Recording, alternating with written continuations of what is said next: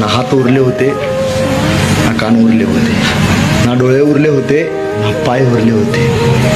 वधस्तंभाला बांधलेला संभाजी राजा अभिमानानं स्वाभिमानानं मातृभूमीसाठी समर्पण व्हायला तयार होता. हापशे जवळ आले, संभाजीराजांच्या जवळ आले. हापशेंनी तलवार बाहेर काढली, सप्प करणा तलवार चालवली. संभाजीराजांची गर्दन मातीमध्ये खाली पडली. शंभू राजा धडा वेगळा करण्यात आला. संभाजीराजांच्या तोंडून एक वाफ निघाली.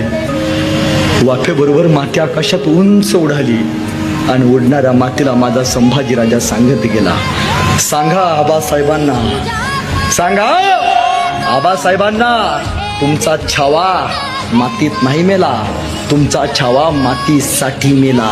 अरे मातीत मरणारे काही असतात, मातीसाठी मरणारे फक्त संभाजी राजे असतात, हे सांगत गेले.